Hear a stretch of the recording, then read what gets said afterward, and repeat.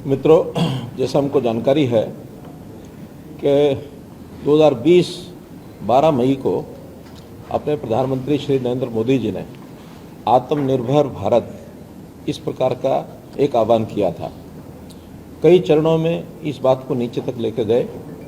सबसे पहले जो अपना ब्यूरोक्रेसी, अधिकारीगण, उसके बाद पॉलिटिकल नेता, इसके बाद मीडिया के सामने भी ये विषय कई बार आए और बाद में इस प्रकार के आत्मनिर्भर भारत के रूप में नीचे तक विषय जाने के लिए एक बड़ा आंदोलन चलाया, रथ यात्राएं चलाई और लाखों गांव में और शहरों में वो यात्राएं गई। रथ यात्रा के माध्यम से कैंप्स लगाए गए और लोगों को आत्मनिर्भर भारत क्या है उसके बारे में बताया गया। कोविड-19 जब शुरू हुआ, वास्तव में इसकी शुरुआत उस समय हो गई थी। हमको पता है कि बहुत भयंकर बीमारी थी और उसके इलाज के लिए जो वैक्सीन चाहिए थी वो वैक्सीन अपने देश में नहीं थी। अमेरिका ने भी एक उस समय एक वहाँ के कुछ लोगों ने, अमेरिका नहीं कहना चाहिए, कुछ लोगों ने एक शंका जाहिर की कि कोविड का अगर सबसे ज़्यादा प्रभाव किसी पर पड़ेगा तो भारतवर्ष पर पड़ेगा, क्योंकि भारतवर्ष की आबादी बहुत है। कोविड का प्रभाव सब पर पड़ रहा है। भारत के पास इतने साधन भी नहीं हैं कि अपने लोगों को ये बचा पाए। लेकिन मोदी जी ने उसको एक चैलेंज के रूप में लिया। अपने देश के साइंटिस्ट उनको आह्वान किया कि आप इसके लिए रोकथाम के लिए वैक्सीन बनाएं और एक नहीं 2-2 वैक्सीन बनाई गई और उससे न केवल अपने देश के 140 करोड़ लोगों को बचाया बल्कि 100 अन्य देशों को भी ये वैक्सीन का टीका इंजेक्शन भेजा गया, जिसमें से एक इतना बड़ा संकट जो मंडरा रहा था उससे हम बच पाए। बाद में धीरे धीरे इस स्वदेशी आंदोलन की और रूपरेखा बनी, आत्मनिर्भर भारत की रूपरेखा बनी। उसी के अंतर्गत स्वदेशी आंदोलन, वास्तव में स्वदेशी आंदोलन को पहली बार चल रहा है ऐसा नहीं है। इससे पहले महात्मा गांधी जी ने भी देश के अंदर एक भावना जागृत करने के लिए कि देश की जनता कैसे अपने देश के साथ जुड़े, स्वदेशी का भाव कैसे जागृत हो, तो स्वदेशी आंदोलन उस समय भी आज़ादी से पहले चलाया था। और हमको पता है कि चाहे वो चरखा हो, चाहे वो अपने हाथ से सफाई करने की बात हो, चाहे स्वदेशी विदेशी चीज़ों का बहिष्कार करने की बात हो, इन सब चीज़ों के माध्यम से देश की जनता को एकत्र किया। और उस समय में जब कोई मीडिया नहीं होता था, सोशल मीडिया नहीं होता था, देश की सारी जनता को एक साथ एक सूत्र में पिरो करके और देश की आज़ादी के लिए जो महात्मा गांधी जी ने काम किया, बहुत बड़ा सफल आंदोलन ये हुआ। और मैं समझता हूँ उसका अगर कोई एक बिंदु सूत्रधार के रूप में कहा जा सकता है तो स्वदेशी कहा जा सकता है। वैसे इससे पहले भी सन 1905 में बंगाल विभाजन जब हो रहा था तो बंगाल विभाजन को रोकने के लिए वहाँ भी स्वदेशी आंदोलन का सहारा लिया गया था और उसके कारण से बंगाल विभाजन रुका था। अपने आप में देश की जनता में स्वदेश का प्यार, देशभक्ति की भावना ये पैदा करने के लिए समय समय पर आंदोलन होते रहे हैं। आज भी अपने देश को यदि आत्मनिर्भर हमको बनाना है तो हमको स्वदेशी के आधार पर आगे बढ़ना होगा। तो इस स्वदेशी के नाते से पुरानी जो स्वदेशी की जो उस समय की बातें थी, उसमें मुख्य रूप से होता था कि हम विदेशी चीज़ों का बहिष्कार करें, उनकी होली जलाएं, अपने सामान पर हम कितना ज़्यादा रिलाय अपॉन कर सकते हैं, कितना बढ़ा सकते हैं। ठीक है, चरखा और खादी ये 2 विषय तो बने, या जो छोटे छोटे उद्योग हैं उनको पंचायती राज के माध्यम से उनको पुनर्जीवित किया जाए, लेकिन उतना मात्र आज पर्याप्त नहीं है। आज तो चूँकि दुनिया की आर्थिकी, आज का जो कंजम्पशन है, जो उपयोग है, उपभोग है, उसके ऊपर टिकी हुई है। तो आज आधुनिकता के आधार पर हमको आधुनिक चीज़ें भी उसका भी निर्माण करना पड़ेगा। तो इसीलिए आत्मनिर्भर होने के लिए और बहुत से ऐसे जो काम हैं वो किए गए हैं। और उसके अंदर मैं समझता हूँ कि हमारी जो अर्थव्यवस्था, बुनियादी ढांचा, व्यवस्था, डेमोग्राफी और मांग, इन सब चीज़ों को देख करके और ये जो नई चीज़ें हमारे सामने आई हैं उसके आधार पर भी कुछ बातें अपने सामने जरूर अपनों को रखनी पड़ेंगी। स्वदेशी उत्पादन इसको हम लगातार बढ़ा रहे हैं। अगर मैं देखूं तो 2014-15 में जो हमारा जो रक्षा का उत्पादन है, डिफेंस का जो मैन्युफैक्चरिंग है, वो मात्र 46,000 समथिंग करोड़ रुपए का ये था, जो कि 23-24 में यही उत्पादन 1,27,000 करोड़ रुपए का हमने ये लक्ष्य हासिल किया है, जो 174% जो है उससे अधिक है। अर्थात रक्षा का जो उत्पादन है उसमें हमारी अपनी आत्मनिर्भरता भी रक्षा के सामान में हो और हम रक्षा के सामान को निर्यात भी कर सकें, ताकि हमारे देश की आर्थिक ताकत ये भी उससे बढ़े।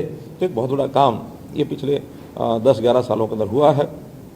रक्षा का निर्यात, जैसे मैंने बताया, 13-14 में मात्र 686 करोड़ रुपए का और जो है निर्यात है, ये रक्षा का निर्यात हमने किया, जो कि अब 24-25 में ये आंकड़ा बढ़कर 23,622 करोड़ रुपया हो गया। 100 से अधिक देशों में भारतीय रक्षा उपकरण ये निर्यात किए जाते हैं, जिसमें अपने स्तर पर हम जो बनाते हैं उसके अंदर लड़ाकू जेट हैं, मिसाइल प्रणालियां हैं, युद्धपोत हैं, हेलीकॉप्टर है, निगरानी प्रणालियां, ये हम सब अपने स्तर पर बनाते हैं, जिसका नतीजा ये है कि ऑपरेशन सिंदूर में भी हम अपने इन उपकरणों को उपयोग करके दुनिया के दबाव के आगे नहीं झुके हैं। एकमात्र कारण था कि हमारा देश अपने पैरों पर खड़ा है। इसी प्रकार जो हमारा सिविल एविएशन है, नागरिक उड्डयन क्षेत्र, छोटे छोटे शहरों में भी एयरपोर्ट की कनेक्टिविटी बढ़ गई है, उड़ान जैसी स्कीमें बनी हैं और हमारा जो बेड़ा है हवाई जहाज़ों का, ये कई गुना अब ये बढ़ गया है।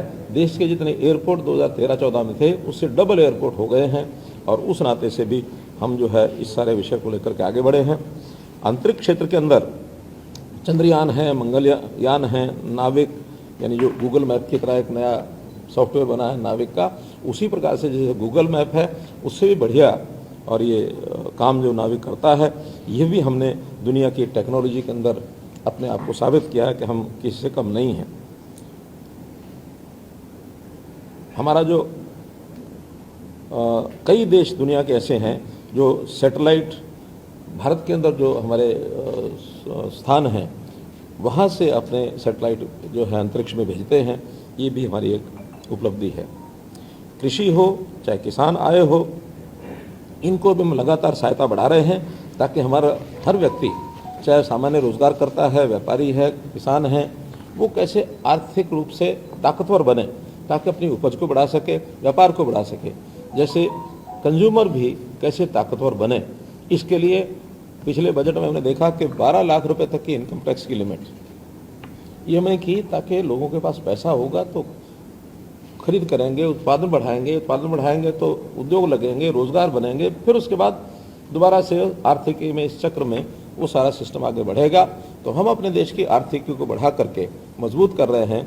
13-14 में हमारा देश 11वें स्थान पर था दुनिया में अपने जो हमारी इकोनॉमिक स्ट्रेंथ थी। आज हम चौथे स्थान पर पहुंच गए हैं और बहुत जल्द 1-2 साल के अंदर मैं कह सकता हूं 2027 तक हम तीसरे स्थान पर पहुंच जाएंगे। जर्मनी अभी हमसे आगे है, उसको हम पछाड़ देंगे और हमारे से आगे फिर चाइना और यूएसए 2 देश बचेंगे। लेकिन हम उनके साथ कम्पीट करने के लिए अपने देश में ये सब अभियान चलाएंगे कि देश के लोगों को किस प्रकार से आत्मनिर्भर बनाया जाए, मजबूत बनाया जाए। अभी जैसे जीएसटी में जो सुधार किए गए हैं, इसके कारण से भी लोगों को काफ़ी बचत होगी, चीज़ें सस्ती होंगी और बचत होने के बाद उस पैसे का वो अपनी आवश्यक चीज़ों के ऊपर खर्च करेंगे और फिर से खरीदारी बढ़ेगी और उत्पादन बढ़ेगा, रोजगार बढ़ेगा, उद्योग बढ़ेगा। तो ये एक नया एक अपने आप में एक सहूलत जो दी गई है।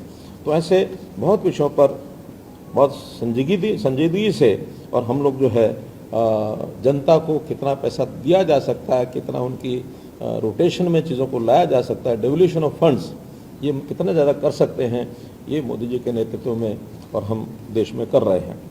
एमएसपी लगातार बढ़ रही है। जो परसेंटेज आज महंगाई दर है उससे भी ज़्यादा दर पर एमएसपी बढ़ाई जा रही है, ताकि हमने जो टारगेट रखा हुआ है कि किसान को 50% का लाभांश अपनी खेती के उपज में वो मिलना चाहिए और अधिकांश फसलों पर वो 50% का टारगेट हमारा पूरा हो गया है। अगर कुछ कम भी है तो आने वाले समय में एमएसपी की जो रेट है महंगाई रेट से ज़्यादा बढ़ाएंगे तो अपने आप लाभांश जो है किसान का वो बढ़ेगा।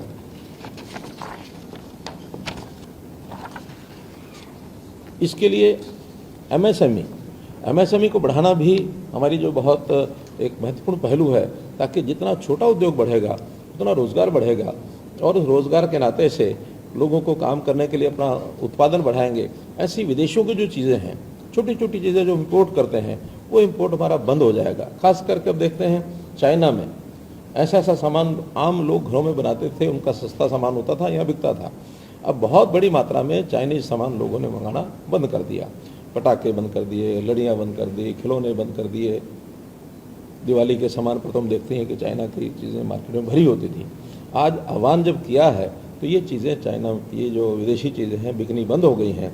तो हम उसका बहिष्कार करने के बजाय हमें अपने स्वभाव में अपने खरीद जो है वो स्वदेशी की हो, ये विचार लाना पड़ेगा, ताकि हम अपनी ही चीज़ खरीदेंगे तो उसका लाभ देश को होगा। इसका बहुत बड़ा लाभ होने वाला है। जहाँ तक MSME हैं, उसके अंदर जो उसका निवेश है और उसका जो टोटल कारोबार, इसकी कितनी ट्रांजैक्शन होती है, उसके भी आंकड़े बदले हैं। निवेश में तो हमने जितना पहले होता था उससे 2.5 गुना जो कर दिया है, और कारोबार जो है उसका सीमा जो है वो भी 2 गुना कर दी गई है। तो जैसे पहले छोटे जो सूक्ष्म यानी उद्योग होते थे, उसमें निवेश जो था 1 करोड़ था, नहीं 2.5 करोड़ था, सॉरी 1 करोड़ था, उसको 2.5 करोड़ कर दिया है। और जो उसकी लिमिट थी ट्रांजैक्शन की वो 5 करोड़ थी, उसको 10 करोड़ कर दिया है। लघु उद्योग को 10 करोड़ से 25 करोड़ कर दिया, और जो उसकी सीमा थी कारोबार की उसको 50 करोड़ से 100 करोड़ कर दिया। जो मध्यम वर्ग था उसको भी 50 करोड़ जो निवेश था उसको 125 करोड़ कर दिया, और जो 250 करोड़ रुपया जो उसका कारोबार की सीमा थी उसको 500 करोड़ कर दिया। अर्थात 2 गुना 2.5 गुना पैसे लगाने वाले उद्योग भी अब MSME में आ गए, ताकि हर उद्योग को लाभ मिले, उसको ईज़ ऑफ डूइंग बिजनेस के नाते से ज़्यादा इंडस्ट्री उसमें आए। तो इस प्रकार से हमने मेक इन इंडिया ये आह्वान हमने किया। तो मेक इन इंडिया के आह्वान में हम जानते हैं कि पहले हमेशा विदेशी चीज़ों का एक लोगों के मन में एक जागता था, एक मोह जागता था कि हम made in Japan, made in China ये लें। भले हम भारत को प्यार करते थे, लेकिन उसमें कहीं ना कहीं अपने आप को बड़ा मानते थे। हमें को राजपूर जी का गाना आता ना, मेरा जूता है जापानी, दिल है हिंदुस्तानी, सिर पे लाल टोपी रूसी, पतलून हमारी हिंदुस्तानी, सिर पर लाल टोपी फिर भी हिंदुस्तानी। तो वो अपने आप में एक सटायर था, एक अपने आप में कटाक्ष था। लेकिन उसमें से ही धीरे धीरे लोगों के मन में जागृति आई कि जब हिंदुस्तानी है तो भारतीय चीज़ों के बजाय हम अपनी चीज़ें क्यों ना खरीदें, क्यों ना पहने। इसलिए उस ओर आगे बढ़ने के लिए हमने जो है मेक इन इंडिया इसका जब से प्रयोग किया, और बहुत से क्षेत्रों में 100% FDI इसको भी खोल दिया, ताकि हमारे यहाँ व्यापार करने में या उद्योग करने में पैसे की अगर कमी है तो कुछ चुनिंदा क्षेत्रों के अंदर अगर पैसा बाहर से भी आता है, फॉरेन इन्वेस्टमेंट भी होती है, तो उसको खोल दिया है ताकि हम उसमें और अधिक आगे बढ़ सकें। FDI इक्विटी का जो पिछले 8 वर्षों में 2006 से 14 जो कुछ पैसा यहाँ FDI के रूप में आता था, उसका अब इस समय जो आ रहा है वो 57% उसमें बढ़ा है। कुल मिलाकर के उसका भी हमने उपयोग किया है। PLI production based linked incentive, production linked incentive PLI, इसको भी हमने बढ़ाया है, और इस नाते से उसकी तकनीक अपनाने में और निर्यात को बढ़ावा देने में 14 क्षेत्रों में हमने लगभग 2 लाख करोड़ रुपए जो है वो दिए हैं, बांटे हैं, ताकि इसमें से और उत्पादन बढ़ सके। इसके अंदर 11 लाख करोड़ रुपए का जो उत्पादन है वो और बढ़ा है, 8.5 लाख नौकरियां प्राप्त हुई हैं। यानी कुल मिलाकर के हम अपने देश के लोगों को कैसे आगे लाभ दे सकते हैं। रेलवे, ये वंदे भारत अब जम्मू कश्मीर से चल करके और पूरे देश के नेटवर्क के अंदर वंदे भारत नई जो फास्ट स्पीड ट्रेन वो बढ़ी हैं, वरना फास्ट स्पीड ट्रेन को विदेशों में तो लोग देखते थे, भारत में कल्पना कोई नहीं करता था। इसी प्रकार मेट्रो, आज हम शहरों के अंदर मेट्रोज, अब तो गुड़गांव में भी मेट्रो उसका काम शुरू हो गया है। पहले से छोटा एक हिस्सा मेट्रो का था, लेकिन बहुत बड़ा हिस्सा गुड़गांव में भी आ रहा है। अब संयोग से आज हम लगभग 1070 किलोमीटर के आसपास मेट्रो हमारी हो चुकी है। हम दुनिया में तीसरे स्थान पर हैं। सबसे पहले स्थान पर है चाइना, दूसरे पर USA और तीसरे पर हम हैं। और मैं आपको विश्वास से कह सकता हूं, क्योंकि इस विभाग का मेट्रो का मंत्री मैं खुद हूं, आने वाले 2 वर्ष के अंदर हम दूसरा स्थान प्राप्त करेंगे, USA को भी पीछे छोड़ देंगे। यूएसए मात्र हमारे से 250 किलोमीटर आगे है और हमारे 900 किलोमीटर के काम जो है वो पाइपलाइन में है। जैसे ही वो पूरे होंगे हम यूएसए से आगे बढ़ जाएंगे। हम जिस प्रकार से विषय आया कि ये हमारा कोई केवल आह्वान ऐसा नहीं है, बल्कि स्वाभिमान के नाते हम देश को आगे बढ़ाना चाहते हैं, क्योंकि देश के ऊपर बहुत से संकट भी ऐसे देखे जा सकते हैं। दुनिया के कुछ देश हमको दबाव में लाना चाहते हैं। जैसे देखते हैं टैरिफ की बातें हो रही हैं।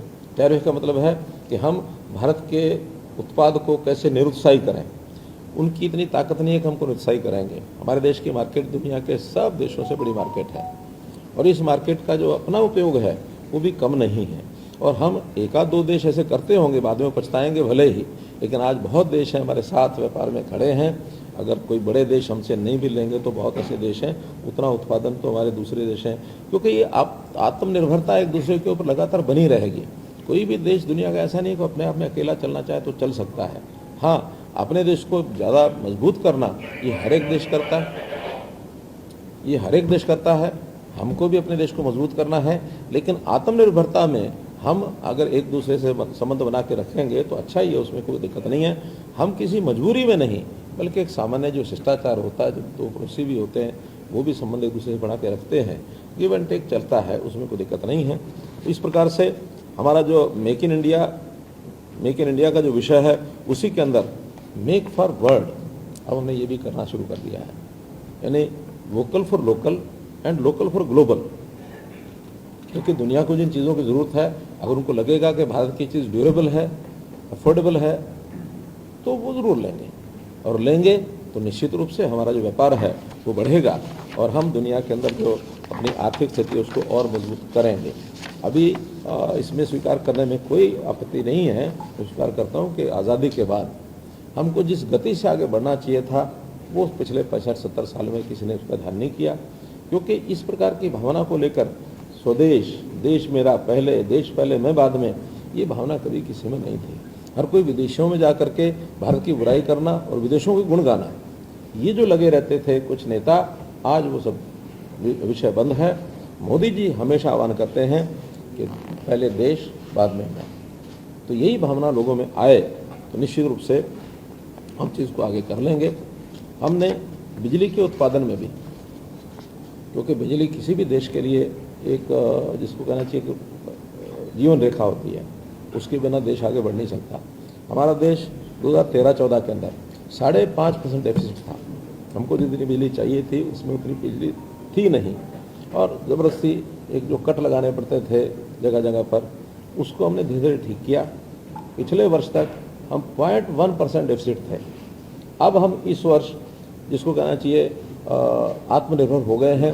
हमें जितनी बिजली की आवश्यकता है उतने उत्पादन कर रहे हैं। आने वाले वर्ष में हम बिजली सरप्लस हो जाएंगे, और हमने कुछ देशों से बातचीत करनी शुरू कर दी, आसपास के देशों से, कि जो हम बिजली वहाँ एक्सपोर्ट करेंगे, जिसमें नेपाल है, भूटान है, श्रीलंका है, बांग्लादेश है, म्यांमार है, और अब तो under sea cable UAE countries में, दुबई तक भी हम बना रहे हैं। 40,000 करोड़ रुपये का खर्च आएगा केवल उस एक अंडर सी केबल का, ताकि सोलर एनर्जी जहाँ, जब हमारे यहाँ सोलर ज़्यादा है तो उनको दे सकें, और शाम के समय देर समय में 3 घंटे 3.5 घंटे उनके पास सोलर रहेगी, उसको वहाँ से ले भी सकते हैं। तो सोलर का जो चक्र अभी 7-8 घंटे हमको मिलती है, ये 11-12 घंटे हो जाएगी। और one sun one grid, one sun one grid one world, one sun one grid one world, ये धीरे धीरे देश के प्रधानमंत्री जी ने कहा है, हम उस ओर आगे बढ़ रहे हैं। ये भी हमारे लिए हम अपने त्यौहार, इन त्योहारों को, हमारी संस्कृति, हमारी परंपरा और ये सब चीज़ें भी देश और दुनिया में आगे कैसे बढ़ें, क्योंकि भारतीय देश दुनिया के कई देशों में पहुंच चुका है। तो हमारी संस्कृति और हमारे जो परंपराएं हैं वो वहाँ भी आगे बढ़ें। हम खरीदने वाले भी हम बने, बेचने वाले भी हम हैं।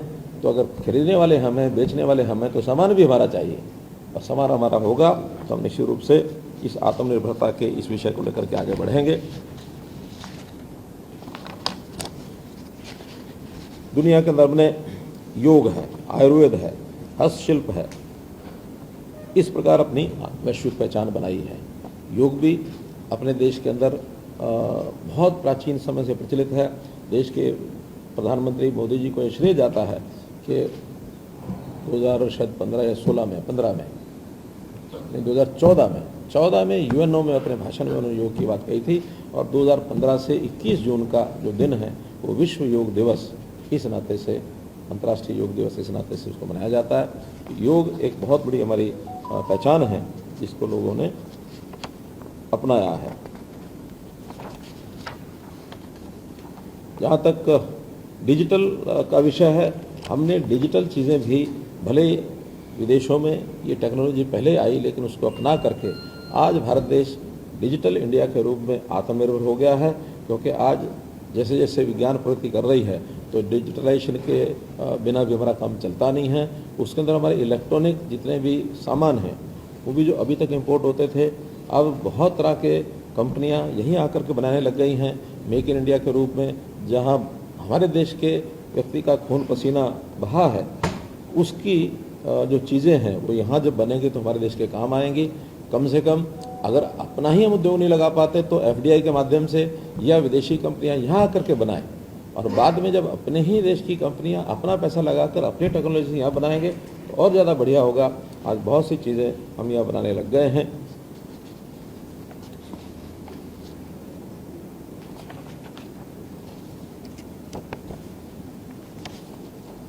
अपने देश के लोग व्यापार के अंदर बहुत ही जो संतुलन बना के रखने की पुरानी हमारी परंपरा है, जो फिस्कल प्रिंसिपल्स होते हैं जिसके अंदर कितना किसी को पैसा इन्वेस्ट करना चाहिए, कितना उसमें से लाभ लेना चाहिए, कितना उसमें लोन लेना चाहिए, ये सारे परंपराएं जो इस देश की थी वो शायद दुनिया के देशों के नहीं हैं। दुनिया में कंज्यूमरिज्म इतना बढ़ गया है, आज यूएसए जैसे कंट्री में कोई आदमी कमाना बाद में शुरू करता है, पहले हिसाब किताब लेकर के सब लोन ले लेता है कि महीने भर में मेरी जो सैलरी है ये कैसे कैसे कितनी कितनी किस्तों में जा सकती है, उसके बाद बचे ना बचे सारा लोन ले लेता है। हमारे यहाँ परंपरा है बचत की परंपरा।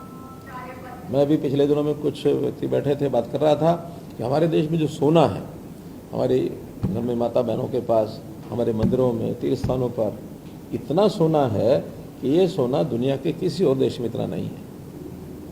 तो ये हमारे देश की एक स्वाभाविक जो परंपरा है उसके नाते से हम ये करते हैं। देश को सोने की चिड़िया कहा गया।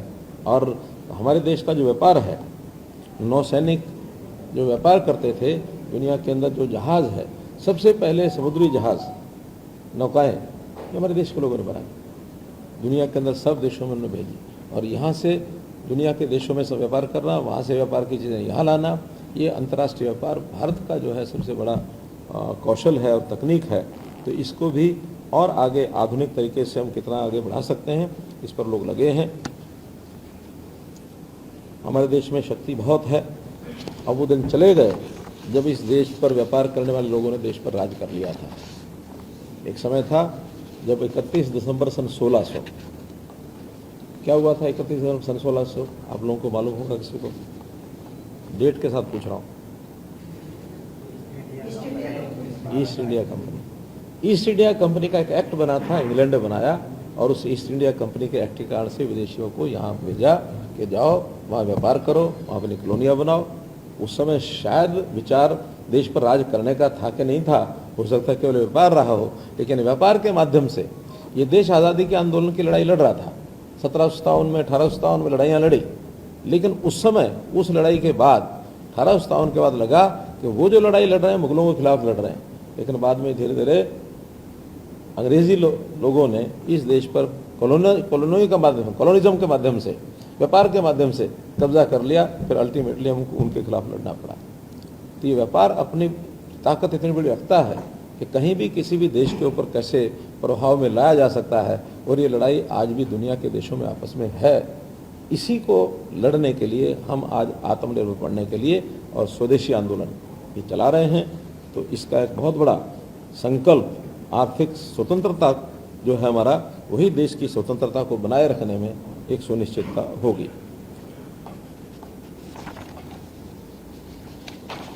विदेशों से हम चीज़ें वो मंगवाएंगे जिसकी हमें बहुत आवश्यकता है। अभी हम उस लेवल तक नहीं पहुंचे हैं, तो ऐसी बहुत सी चीज़ें हैं जिसके बारे में ज़रूर अपने को ध्यान रखना होगा। जैसे अभी पेट्रोलियम, फ्यूल्स, ऑयल्स,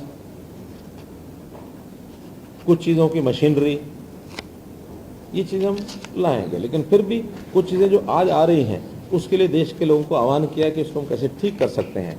जैसे पेट्रोलियम का कैसे इसकी कम आयात कर सकते हैं, तो ई व्हीकल्स, इसको जितना हम ज़्यादा बढ़ाएंगे, क्योंकि ई व्हीकल डिपेंड करता है हमारी इलेक्ट्रिसिटी पर। जो मैंने बताया कि इलेक्ट्रिसिटी के क्षेत्र में हम आर्थिक निर्भरता भी हमारी आत्मनिर्भरता भी हो गई है और हम आगे चल करके सरप्लस हो जाएंगे। तो ई व्हीकल्स, बैटरी का उपयोग करके हम सब व्हीकल्स को प्रदूषण भी खत्म करेंगे और ऑयल की निर्भरता हमारी कम हो जाएगी। एक बहुत बड़ा कदम ले रहे हैं। इसी प्रकार सोलर पैनल्स ये हम अपने बनाने लग गए हैं। बैटरीज, खास करके एल्यूमिनियम की बैटरीज, ये हम अपनी बनाने लग गए हैं, ताकि इससे हमारा जो रिन्यूएबल एनर्जी का उत्पाद और ज़्यादा बढ़ेगा, तो उसका भी अपने देश को बहुत बड़ा लाभ होने वाला है। इलेक्ट्रॉनिक्स में बहुत तरह के, अब जैसे मोबाइल मैन्युफैक्चरिंग अगर किसी देश का सबसे बड़ा शेयर दुनिया में हो गया है तो भारत का हो गया। भारतवर्ष अपने टारगेट को इतना ज़्यादा बढ़ा लिया हमने कि दुनिया की बड़ी कंपनियां भी यहीं आके बनाने लगी हैं। एप्पल जैसी कंपनी, जिसको यूएसए ने कहा कि तुम भारत छोड़ दो, उन्होंने मना कर दिया कि हम भारत नहीं छोड़ेंगे, आपके यहाँ बनाना कि नहीं बनाना वो आप बताएंगे। इस प्रकार के विषय जब लोगों को लगते हैं, ऐसे ही प्लास्टिक और प्लास्टिक आर्टिकल्स, इसको भी इंपोर्ट कम करने के लिए जो अभी प्लास्टिक फ्री करने का आह्वान हमने चलाया है, खास करके पैकिंग मटेरियल में प्लास्टिक को कैसे समाप्त करें, उसमें से प्लास्टिक का इंपोर्ट भी कम होगा। फिर ऑयल्स, जो ऑयल्स हम बाहर से मंगाते हैं बहुत तरह के, पाम ऑयल है, सोयाबीन ऑयल है, सनफ्लावर ऑयल है, ऑलिव ऑयल है, कैनोला ऑयल है। ये भी एक आह्वान किया है मोदी जी ने कि हम अपने घरेलू उपयोग में, अपने नाम तो ये है कि मोटापा कम करने के लिए, बीमारी अपने आप में मोटापा भी कम होगा, और दूसरा लाभ ये है कि 10% के ऑयल कंजम्पशन हम कम कर देंगे तो कम से कम इतना इंपोर्ट हमको कम करना पड़ेगा। अपने प्रदेशों में हम ऑयल की कैसे कंजम्पशन कैसे उद्योग कैसे बढ़ सकता है, उसकी जो रॉ मटेरियल है उसका उत्पादन कैसे बढ़ सकता है। मध्य प्रदेश ने इस समय किसानों को सोयाबीन बढ़ाने के लिए बहुत बड़ा आह्वान किया है और वहाँ खेतों में सोयाबीन ज़्यादा बढ़ने लग गया। आज हमको धान और गेहूं की बजाय ऑयल सीड्स और तिलहन दलहन ये ज़्यादा उपयोग करने के लिए नई तरह की सारी योजना हमारी बना रहे हैं, ताकि किसान उसमें आत्मनिर्भर भी बनेगा और अपना इंपोर्ट भी कम होगा, तो बहुत बड़ा लाभ होगा। सनफ्लावर थोड़ा बहुत आता है, ज़्यादा नहीं आता, फिर भी जैसे हरियाणा पंजाब में सनफ्लावर बढ़ाने के लिए भी हमारी जो सरकारें हैं वो इस पर काम कर रही हैं।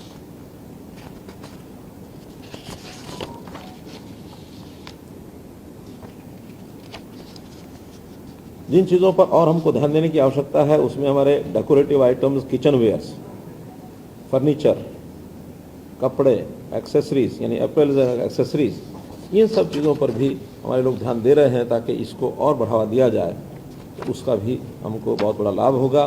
कॉस्मेटिक्स, पर्सनल केयर प्रोडक्ट्स, ये भी बहुत बड़ी चीज़ें इंपोर्ट होती हैं। इसके लिए जैसे बहुत कंपनियां स्वदेशी, खास करके हमारे जो पतंजलि जैसी जो कंपनियां हैं वो बहुत सी चीज़ें ऐसी कॉस्मेटिक्स में बनाने लग गए हैं और भी नई कंपनियां आ गई हैं जिसका हमको पूरा लाभ होगा।